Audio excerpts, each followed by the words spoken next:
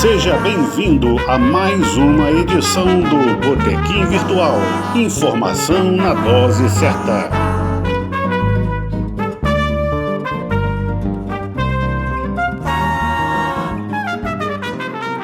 Olá, amigos do Botequim Virtual, amigas.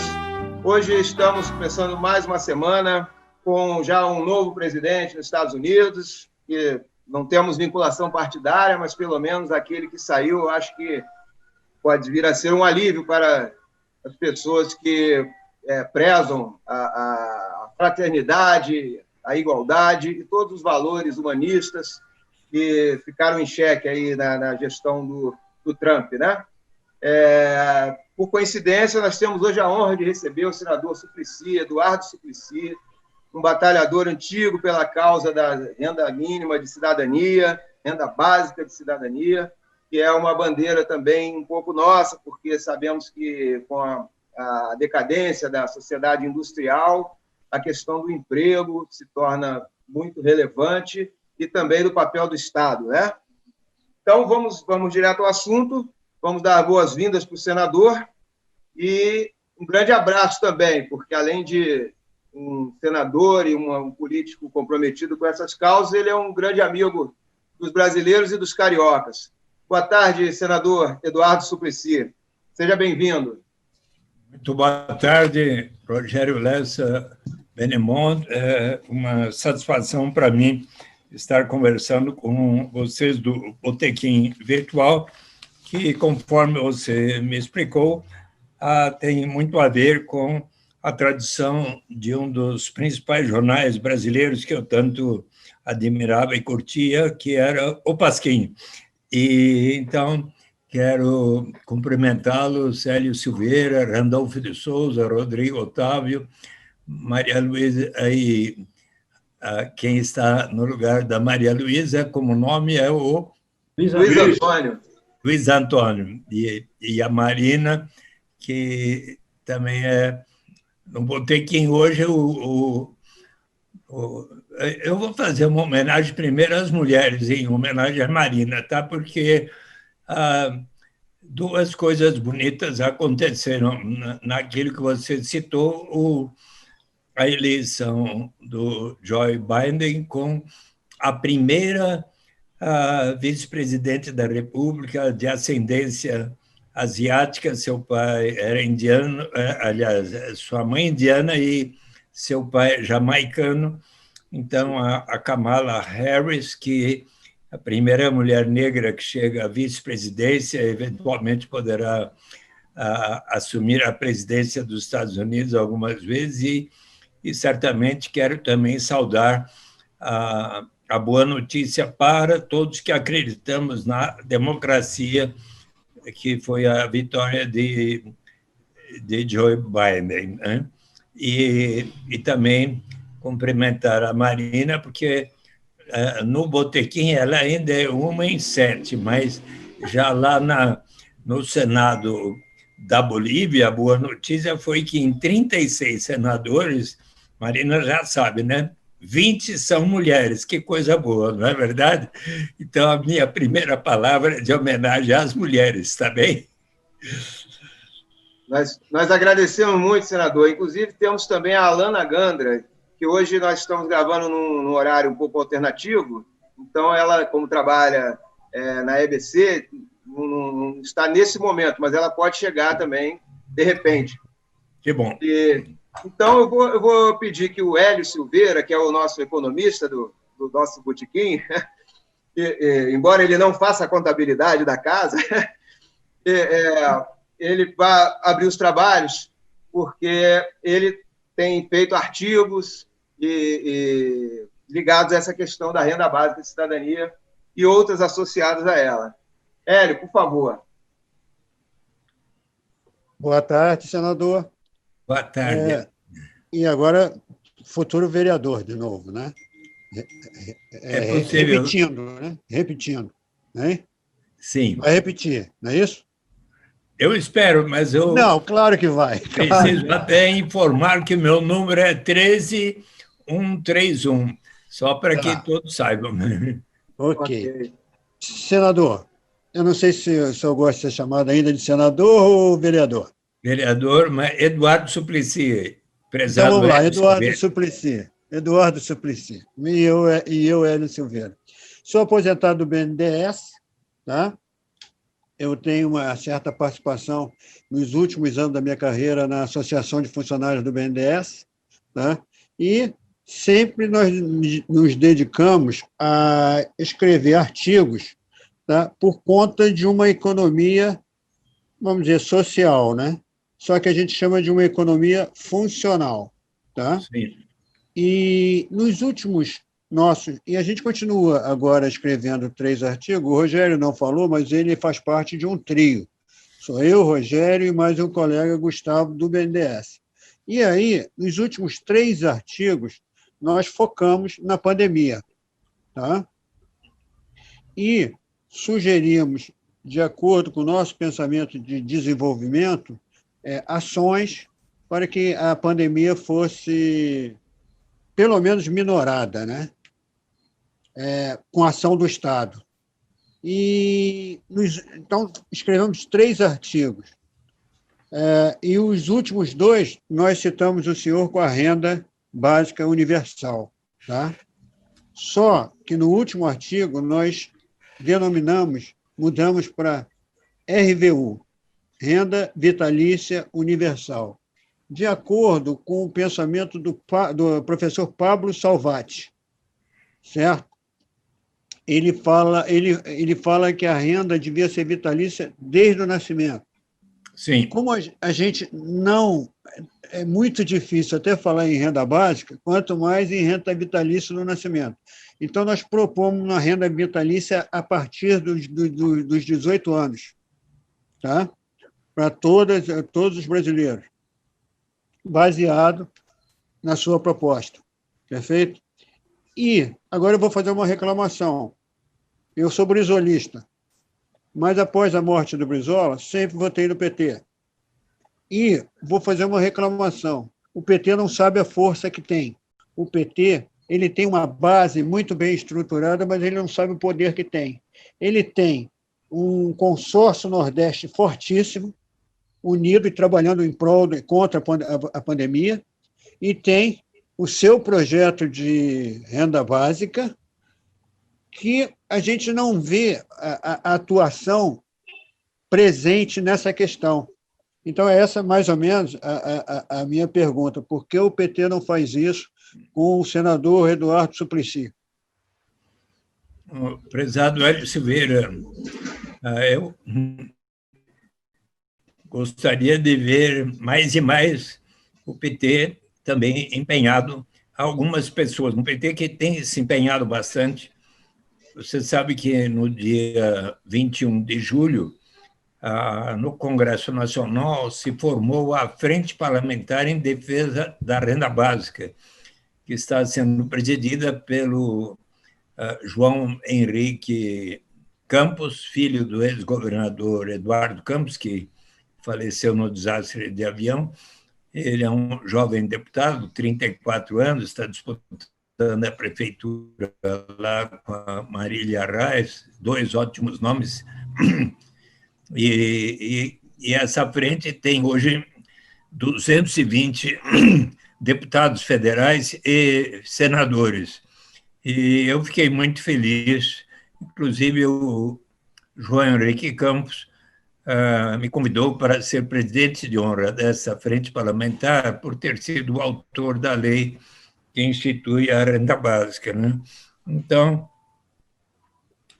eu até tenho proposto que eu possa proximamente fazer um diálogo com o presidente Lula sobre um live, né? Como estamos fazendo aqui, um live com ele, porque eu acho que daria muita força o presidente Lula, afinal, é o primeiro presidente na história dos povos que assinou uma lei para instituir a renda básica de cidadania, ainda que, conforme diz a lei, por etapas a critério do Poder Executivo, começando pelos mais necessitados, como, portanto, faz o programa Bolsa Família e agora o auxílio emergencial.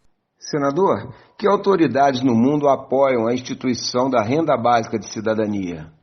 Eu vou lhes mostrar aqui uma publicação que seria interessante para você do Botequim conhecerem, da Basic Income Today, da Universal Basic Income News Hub, onde está que vencedores do Prêmio Nobel de Economia e 2 vencedores do Prêmio Nobel da Paz, todos endossam a Renda Básica Universal. Permita-lhes dizer os nomes. Desmond Tutu, Prêmio Nobel da Paz de 84. Robert Solow, Prêmio Nobel de Economia, 87. Amartya Sen, Prêmio Nobel de Economia, 98. Daniel McFadden, 2000, Nobel de Economia.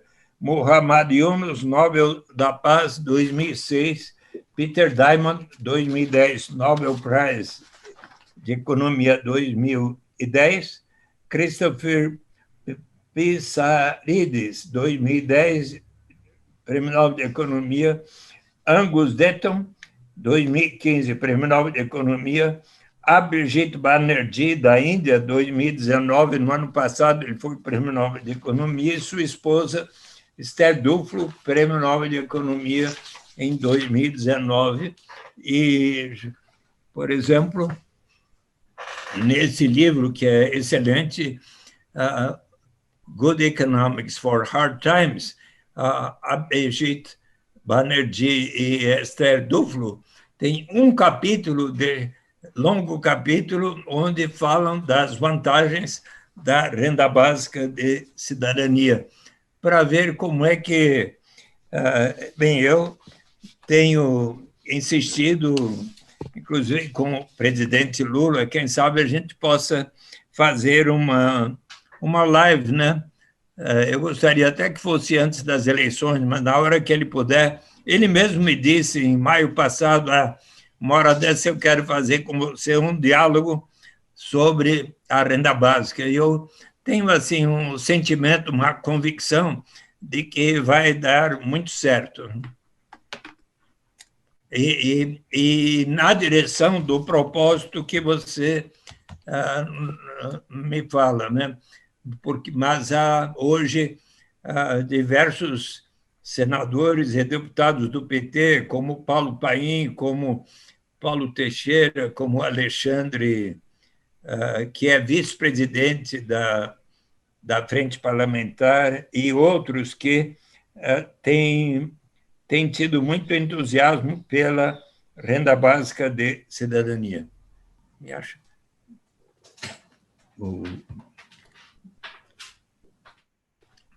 Pessoal, Luiz Antônio perguntando. Vereador Suplicy, nesse momento aqui no Rio, para enfrentar a Covid-19, 2 municípios se juntaram usando dinheiro, recurso dos royalties do petróleo, ajudaram a construir um hospital de campanha no município vizinho. Os 2 municípios que ajudaram foram Niterói e Maricá. E lá em Maricá, além de ter feito essa ajuda ao município vizinho, São Gonçalo, a prefeitura garantiu para cada trabalhador informal, para cada ambulante, também usando recursos dos royalties de petróleo, garantiu uma renda equivalente a um salário mínimo durante toda a pandemia. Né? Isso está em vigor neste momento. Então, parece que tem também uma questão aí que é a chamada, a velha vontade política. Né? Por quê? Se Maricá pode fazer, tudo bem que eles têm recursos dos royalties do petróleo, mas não vai faltar dinheiro. Se gasta dinheiro com tanta coisa, né? E depois se vê que foi um gasto excessivo e mal feito, e esse aí já está comprovado que é um gasto positivo, seja socialmente, seja economicamente, seja de qualquer ângulo de visão. Então, não seria esse um dos principais motivos? Falta de vontade política? Eu agradeço a pergunta, Augusto, né? Não, Luiz Antônio. Luiz Antônio, perdão. Luiz Antônio, eu agradeço a pergunta, pois permita-lhes contar um pouco da minha relação com Maricá, além de ter sido companheiro, amigo de Darcy Ribeiro, lá no Senado, mas a Maís era minha tia, que também costumava ir lá, mas aconteceu que era dezembro de 2015, o prefeito Washington Quaquá estava em São Paulo, assistiu uma conferência que fiz sobre a renda básica de cidadania.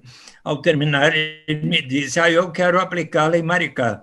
E iniciou gradualmente, apresentou logo em dezembro o projeto de lei, então a Câmara aprovou, e para fazê-lo por etapas.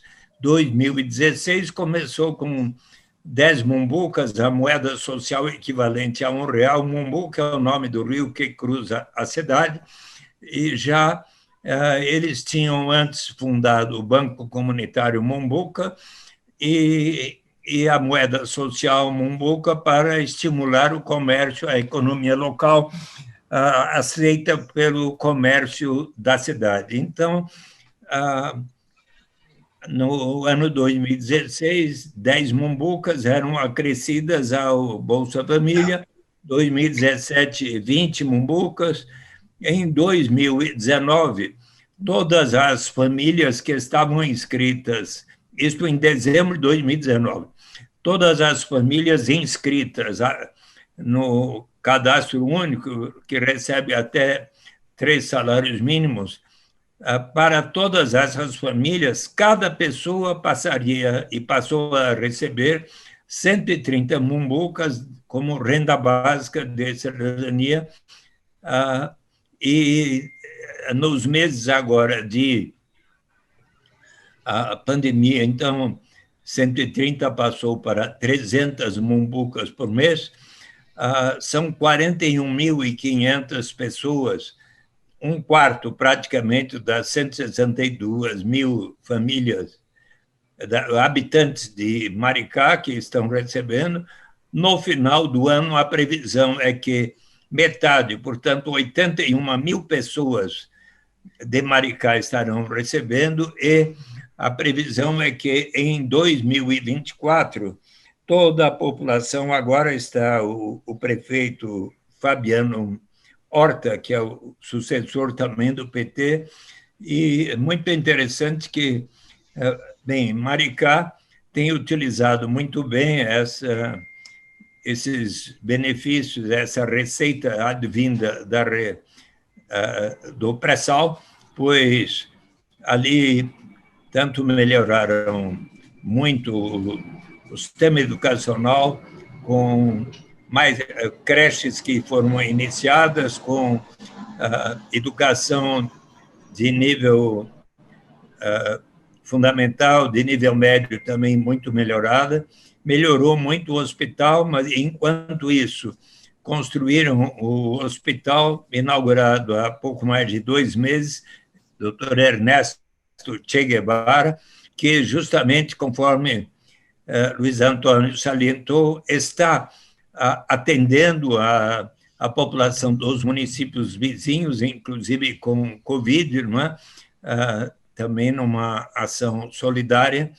E, então, até 2024, toda a população de Maricá está recebendo a renda básica de cidadania. Mas o que vocês do Rio de Janeiro podem testemunhar melhor do que eu ainda, eu tenho estado lá acompanhado e dialogado muito com eles, né? Mas ainda recentemente o Washington Quaquá me disse que, enquanto nas demais cidades do estado do Rio de Janeiro se notou o aumento do desemprego, de empregos formais, a maior quantidade de pessoas em população em situação de rua, como aqui em São Paulo, em Maricá, praticamente a pobreza extrema se está erradicada, e a cada mês desse último ano e pouco, em Maricá se tem tido o registro de aumento de empregos formais na cidade, diferentemente de outras cidades do estado do Rio de Janeiro. E, inclusive, há uma instituição dos Estados Unidos, o Jane Family Institute, que, juntamente com professores como o Fábio Waltenberg e outros da Universidade do Rio de Janeiro, a Universidade Fluminense, que estão acompanhando de perto, com pesquisas muito bem feitas, com os beneficiários da renda básica de cidadania. Então, acredito que logo, logo nós vamos ter um exemplo formidável com resultados concretos para que a nação brasileira tenha uma experiência para olhar além daquelas que existem já no mundo, né? Então, eu pergunto aos jornalistas presentes quem de vocês já esteve em lugares do mundo onde está sendo aplicado há algum tempo e com sucesso um dividendo, uma renda básica igual paga a todos. Se vocês quiserem saber, eu os levo lá. Eu peço licença para dizer que morei 15 anos em Maricá e a minha casinha ainda é lá. Eu estou morando em Petrópolis agora, mas a minha casa ainda se encontra em Maricá. Sou testemunha dos benefícios dessa renda básica, do comércio local.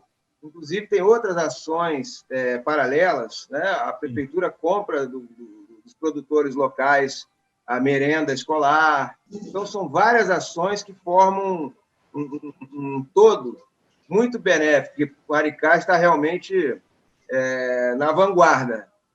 Que ótimo. Comparar. Não sei os companheiros se têm outros exemplos. Eu dei a sorte de viver lá esse tempo. Maravilha. Que bom. Diga, Randolfo. A sua experiência como senador deve mostrar, e agora como vereador, mostrar que o começo de tudo está na questão do município. É por aí que se vai traçar grandes políticas nacionais a partir da importância que pode ser dada ao município, principalmente o município, como o senhor está se candidatando, a São Paulo. O que pode ser feito para que isso possa ajudar na formação de um desenvolvimento social maior? Bem, em São Paulo,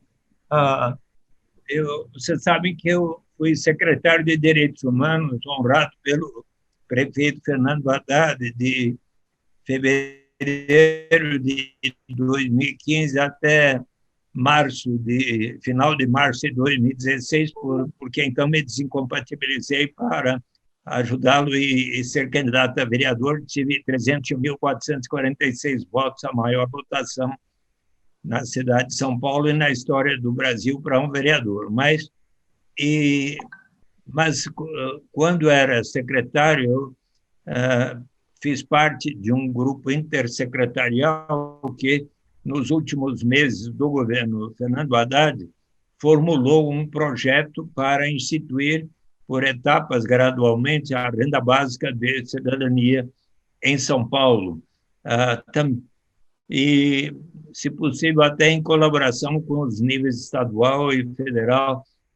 Mas esse projeto, então, tramita, já passou na Comissão de Constituição e Justiça, de Administração Pública, parecer favorável na de Saúde, e aconteceu também que, dada a pandemia, em 2 de abril último, eu apresentei um projeto para uma renda básica emergencial aí modesta, R$ 100 por mês por pessoa, e para aquelas que estivessem numa situação de renda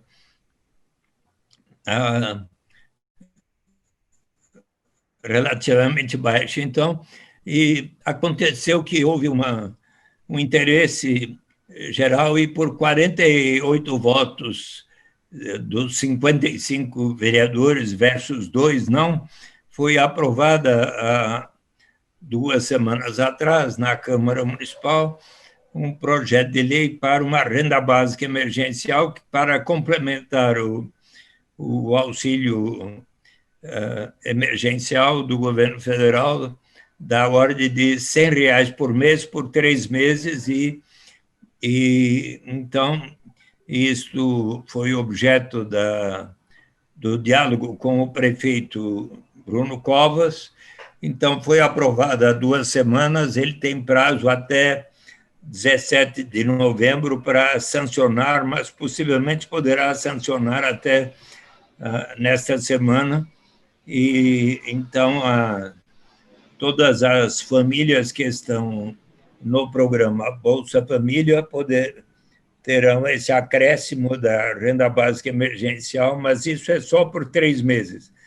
Mas a luta por uma renda básica de cidadania em São Paulo e no Brasil continua. E eu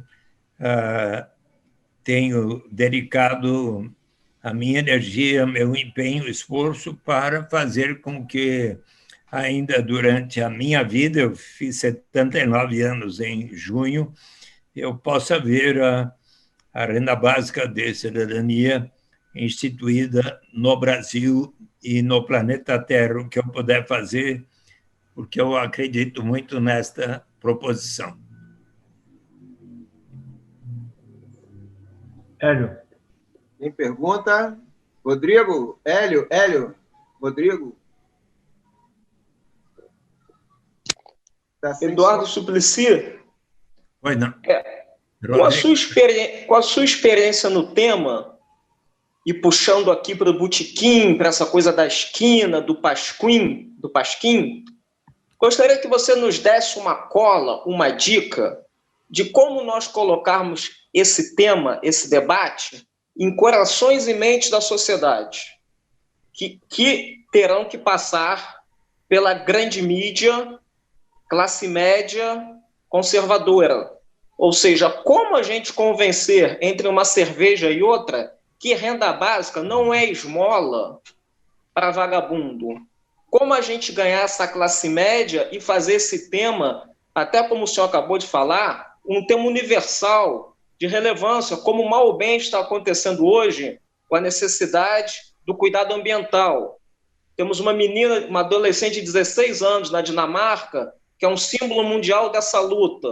Por que não termos também adolescentes, símbolos brasileiros, mundiais, da sociedade civil, da luta, dessa conjunção de salvar o planeta e dar condições financeiras propícias para todos? O senhor está há mais de 30 anos nisso, merecidamente, o senhor e nós vamos ver isso acontecer, mas como a gente fazer esse debate chegar repetindo na cervejinha? Eu acho importante que nós avancemos no conhecimento das vantagens de se pagar um dividendo igual a todos. Permita que, então, possa lhes contar aonde existe, onde é bem sucedido. Você conhece, Rodrigo?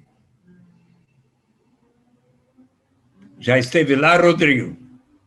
Aonde, Suplicy? Onde se paga um dividendo, uma renda básica igual para todos. Somente em Maricá?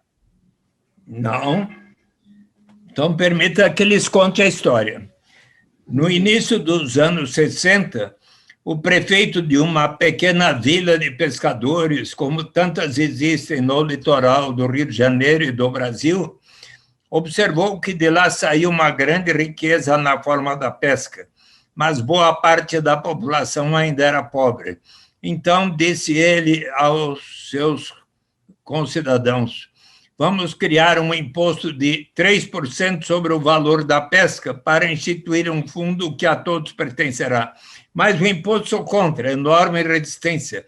Demorou 5 anos para persuadir a comunidade. Uma vez instituído, deu tão certo que aquele prefeito Jay Hammond foi eleito governador do estado do Alasca.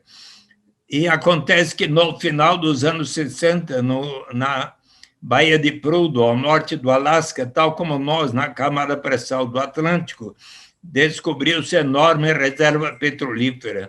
Então, disse, em 1976, o governador Jay Hammond aos seus 300 mil concidadãos, hoje 750 mil.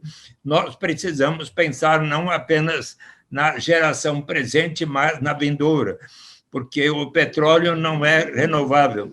Vamos separar pelo menos 25% dos royalties decorrentes da exploração dos recursos naturais para instituir um fundo que a todos pertencerá. E quis que todos debatessem e votassem. 76 mil disseram sim, 38 mil não, 2-1 venceu. E então, aqueles recursos passaram a ser investidos em títulos de renda fixa, ações de empresas do Alasca, contribuindo para diversificar a sua economia dos Estados Unidos e internacionais.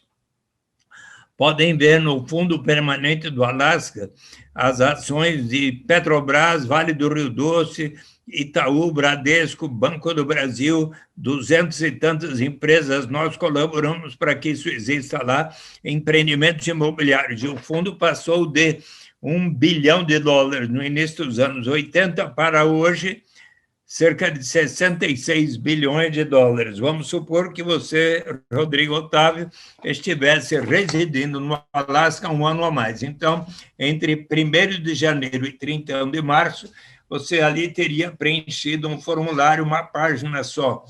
Sou Rodrigo Otávio, resido neste endereço. Se eu viajei no ano passado, que precisa estar 1 ano a mais lá, foi por tal qual motivo estou aqui de volta, respondo por suas crianças até 18 anos, igual para todas recebem, trabalho em tal endereço, não precisa dizer qual a sua remuneração, nem o patrimônio acumulado. Poucas perguntas adicionais, 2 pessoas que lhe conhecem testemunham essa declaração é verdadeira. Se assim tivesse procedido, ao final de setembro ou começo de outubro, por transferência eletrônica na sua conta bancária ou por cheque enviado à sua residência, se lá estivesse, teria recebido primeiro 300, depois 400, 500. Em 2008, quando o preço do petróleo foi lá para cima, 2.260 e tantos dólares por pessoa, e no ano passado, 1.906 dólares por pessoa, e, consequência, 1980, Alasca, o mais desigual dos 50 estados norte-americanos.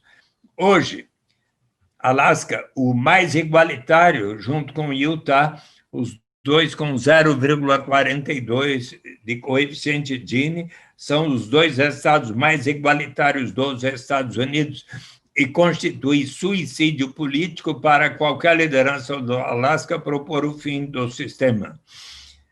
Também Macau, ex-colônia portuguesa, por tanto tempo foi de Portugal, quando Mao Tse-tung venceu a República e formou a República Popular da China, absorveu inúmeras ex-colônias europeias, salvo Hong Kong e Macau, que ainda pertenceu a Portugal até 99, quando fez um acordo com a China, e pela qual Macau passaria a ser da República Popular da China, todavia com uma legislação autônoma, que então permitiu a existência de cassinos. Macau se tornou um enorme centro de cassinos, com mais do que em Las Vegas. E em 2006 houve grande tensão social em Macau. As autoridades e o legislativo resolveram que 6% aproximadamente da receita municipal de Macau, cassinos, hotéis, restaurantes e tudo mais que lá tem, seria destinado ao pagamento da Wealth Partaking Scheme, um esquema de participação na riqueza de Macau. A partir de 2008, cada residente permanente em Macau passou a receber 1.200, quer dizer, 4.000 patacas, 5.000, 6.000, no ano passado, 10.000 patacas por ano, algo como $1.240 por pessoa. Eu estive em Macau, assim como estive em 95 por 7 dias no Alasca, e pude ver como todos tão bem aceito o sistema. Em Macau, eu estive por 2 dias em 2016 e verifiquei também como é bem recebida a proposta. Então, acho que é importante que nós venhamos, inclusive o Botequim, a divulgar as experiências, os debates e o apoio dos maiores economistas, conforme eu citei aqui há pouco, no mundo hoje, que estão de acordo com que seja colocada em prática, e já é lei, e o próprio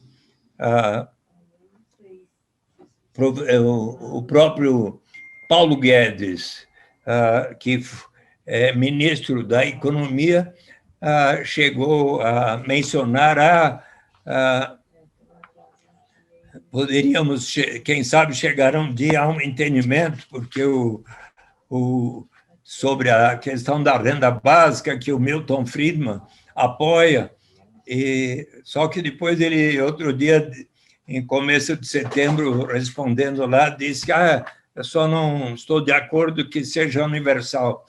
É claro, é necessário que todos compreendam que a renda básica de cidadania será incondicional e universal para toda e qualquer pessoa, não importa a sua origem, raça, sexo, idade, condição civil, socioeconômica, como um direito de todos partilharmos da riqueza comum de nossa nação.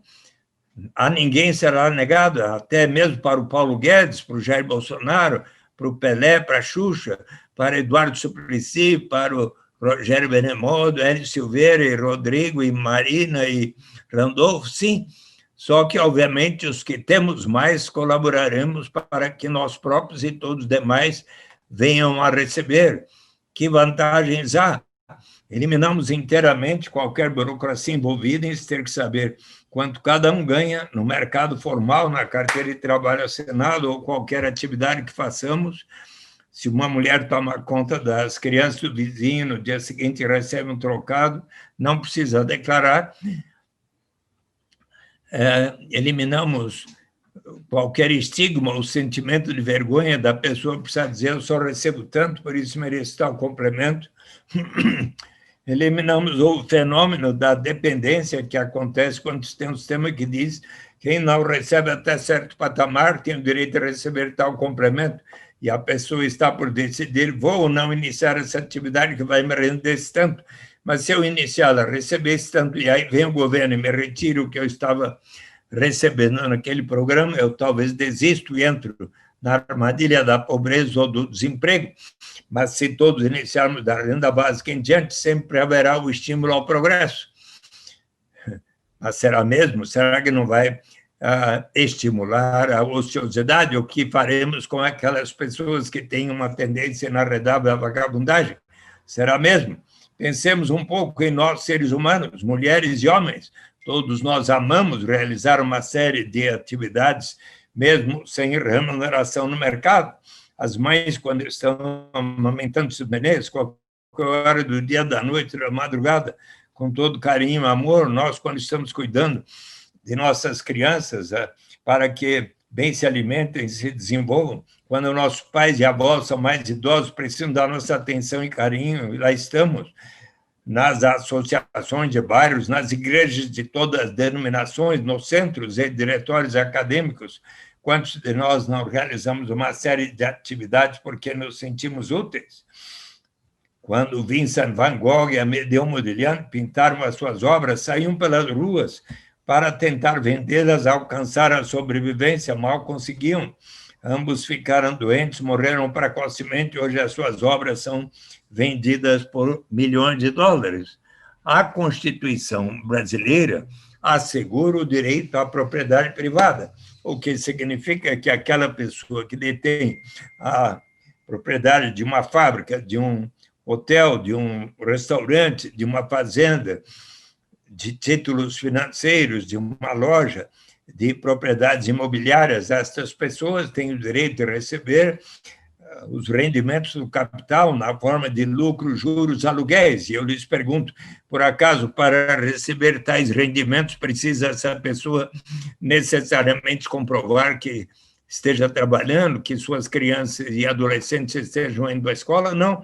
Então, se asseguramos aos mais ricos o direito de receber tais rendimentos sem a necessidade de realizar condições, por que não estendermos a todos, ricos e pobres, o direito de participarmos todos, pelo menos um pouco, da riqueza gerada na cidade maravilhosa do Rio de Janeiro, no potencial produtivo de São Paulo, das riquezas da floresta amazônica, do Pantanal do Mato Grosso, das cataratas do Iguaçu, dos pampas do Rio Grande do Sul, ainda mais quando pensamos em aspectos da nossa história, o fato de que, por mais de 3 séculos, milhões de pessoas foram arrancadas de sua terra natal para virem ao Brasil colaborarem para o enriquecimento de tantas famílias sem que lhes fosse paga qualquer remuneração que não fosse, viver numa senzala e receberem uma alimentação que fazia com que os escravos tivessem uma expectativa de vida pouco superior a 30 anos de idade. É uma questão de bom senso. Mas qual é a principal vantagem da renda básica de cidadania?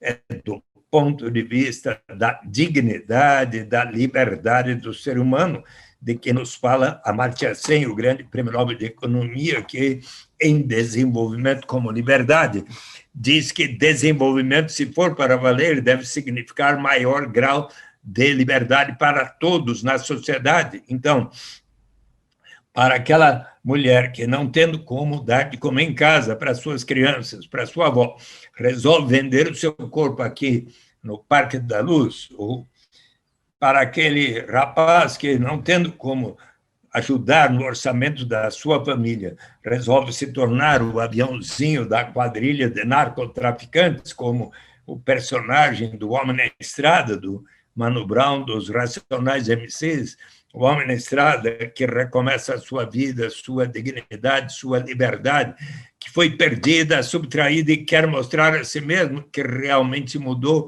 que se recuperou e quer viver em paz e dizer ao crime nunca mais. O dia que houver para si, cada membro da sua família, uma renda suficiente para atender às suas necessidades vitais, estas pessoas vão ganhar o direito de dizer, não, agora eu não preciso aceitar essa única alternativa que me surge pela frente, mas que vai ferir a minha dignidade, colocar minha saúde e vida em risco. Agora vou poder aguardar um tempo, quem sabe, fazer um curso aqui numa universidade em Maricá ou em Petrópolis, até que surja uma oportunidade mais de acordo com a minha vocação. É neste sentido, pois, que a renda básica de cidadania vai elevar o grau de dignidade e liberdade real para todos. Então, prezado Rodrigo, na medida em que estas coisas sejam bem explicadas pelo Botequim e, inclusive, para aquelas pessoas que hoje têm maior patrimônio, riqueza e rendimentos no Brasil, na medida em que nós pudermos mostrar a elas que, para caminhar em direção a uma sociedade mais justa, com maior igualdade de direitos, o dia que houver a renda básica de cidadania, certamente nós teremos menor criminalidade em nosso país. Então, Perfeito. Marina, você ainda não perguntou? Nossa representante das mulheres. Então, vereador Suplicy, tudo bom? Eu sou jornalista, acabei de me aposentar do IPEA. Eu queria perguntar o seguinte: o senhor acha que existe um espaço para estender esse tipo de renda para algum tipo de renda também para a pessoa tratar da saúde, remédios, como se fosse um vale, alguma coisa assim? Ou o senhor acha que não, que já tem que estar incluído nessa renda básica?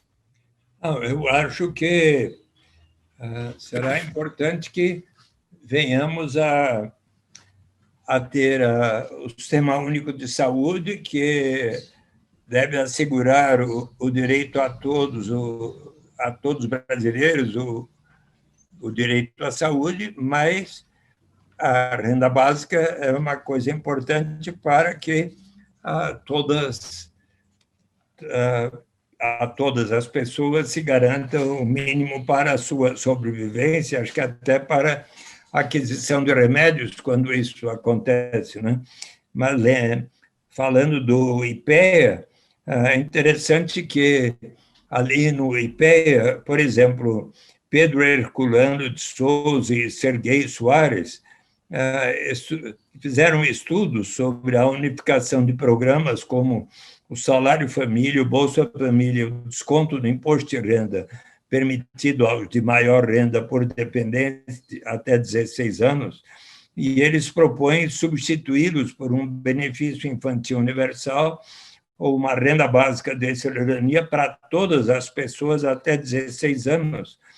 E também estudos realizados pelos economistas Bernardo Api, Eurico De Santi, Isaías Coelho, Nelson Machado, Vanessa Raul-Canado, propõe uma mudança coordenada de benefícios, como o benefício de prestação continuada, entre outros, pela criação de um benefício universal e não contributivo para idosos, denominado Renda Básica para Idosos, a desoneração da folha de salário de todos os trabalhadores até o valor da renda básica de cidadania para idosos. Então, você tem propostas para todos os jovens até 16 anos, para todos os idosos, e daí, com alguns estudos, e poderíamos, e também, obviamente, pensando numa reforma tributária que possa e persuadir aos que têm maior renda e riqueza que isto vai fazer com que tenhamos um país com muito maior tranquilidade e direitos à cidadania. Vocês sabem que, bem, vocês acompanharam que quando houve aquela reunião ministerial de 22 de abril, que foi transmitida para o povo brasileiro, onde, a certa altura, o presidente Jair Bolsonaro falou que queria distribuir armas para todo o Brasil, para todos os brasileiros, né? Eu fiquei impressionado. Depois, penso de forma inteiramente diversa, não é? E também, quando ele informou que estava com a Covid-19 e precisaria ficar pelo menos 2 semanas lá no Palácio do Alvorada, isolado, eu então pensei comigo que ele poderia ter o tempo para ler um livro, né? E encaminhei para ele esse livro, A Utopia, de Thomas More, de 1516. Por que razão? Porque no livro primeiro de Utopia há um diálogo sobre a pena de morte que, instituída na Inglaterra no início do século XVI, não havia colaborado para diminuir a criminalidade violenta.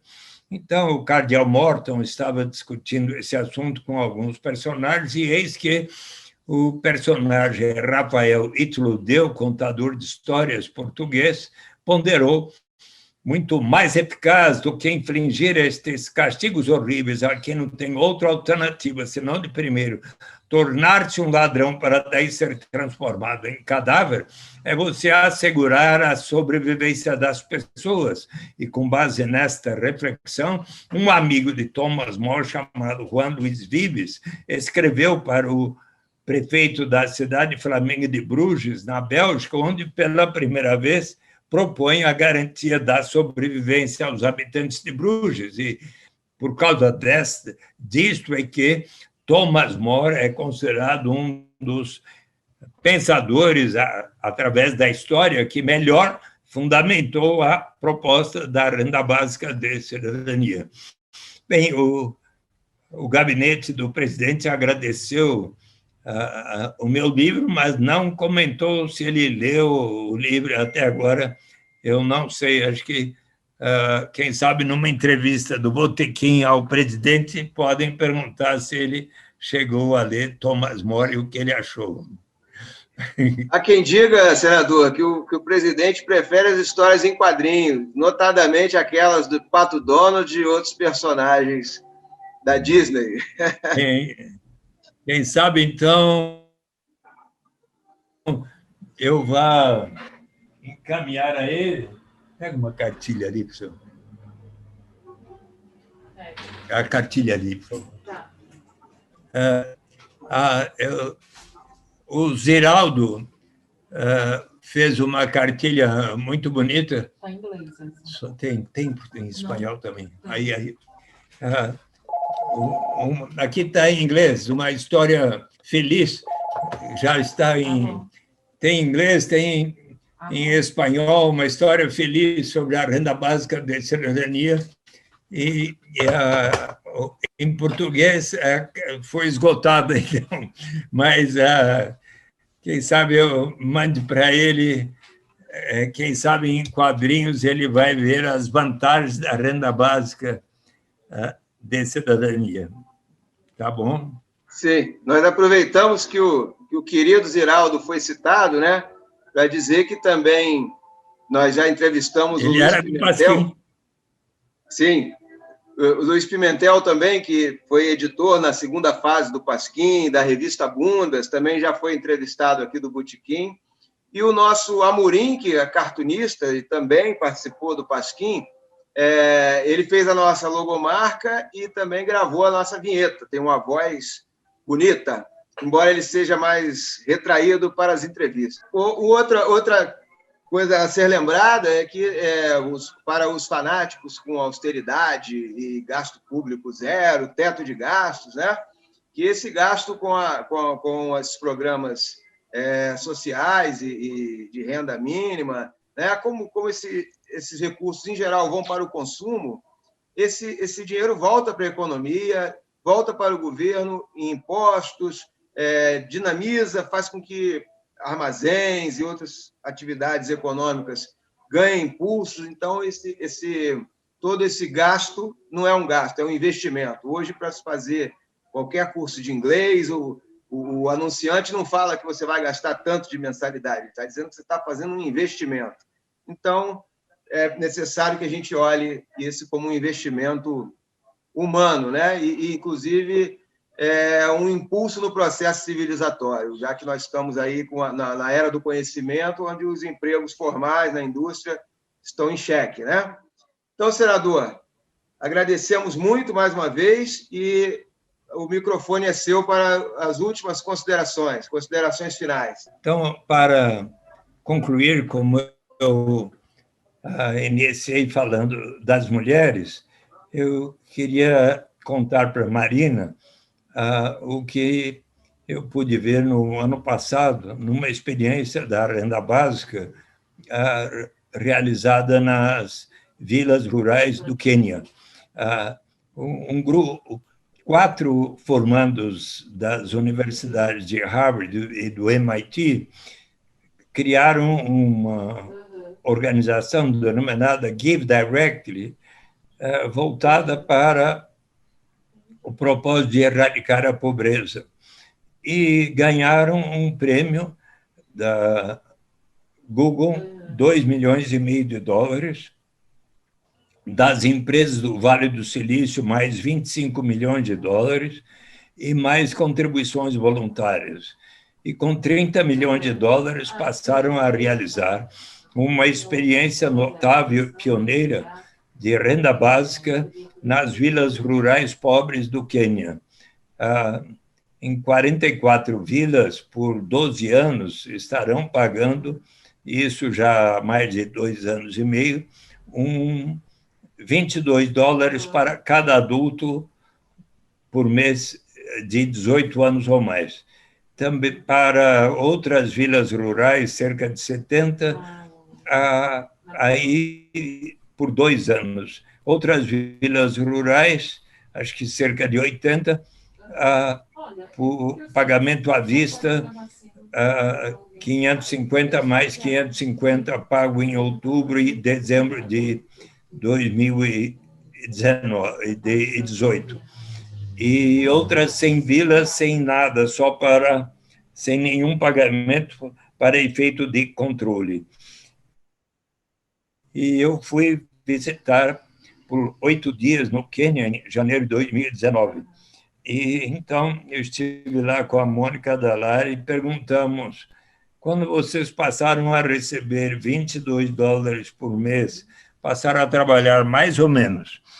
Muito mais, porque conseguimos adquirir instrumentos de trabalho e uma área maior para plantar legumes, verduras, frutas, etc. Também outros casais para pescar mais no lago, que tem lá perto, outro que adquiriu uma motocicleta para o transporte e assim por diante. E como foi o entendimento entre vocês? A gente, no dia que chega aos 22 dólares por mês, nós nos reunimos e decidimos no que gastar conjuntamente. E houve um sentimento muito maior de autonomia e independência das mulheres. E um dos fatores, um dos benefícios importantes que foi averiguado é que, passado 1 ano e meio, 2, quase da experiência, a diminuição da violência doméstica contra as mulheres foi da ordem de 51%, ou seja, mais um fator importante das vantagens da renda básica de cidadania. Então, esse relato foi uma homenagem à Marina. O que você achou, Marina? Eu acho que as mulheres elas precisam ainda muito receber esse tipo de coisa para conseguir evoluir, né? Não é toda mulher que tem a oportunidade de ter independência. Muito bem. Positivo. Com essa maravilhoso encerramento, a gente se despede dos nossos ouvintes. Até a próxima semana. Não deixe de clicar no nosso canal e visitar nossa página, botequimvirtual.com. Muito obrigado, amigos, colegas. Muito obrigado, senador. Grande prazer ouvi-lo.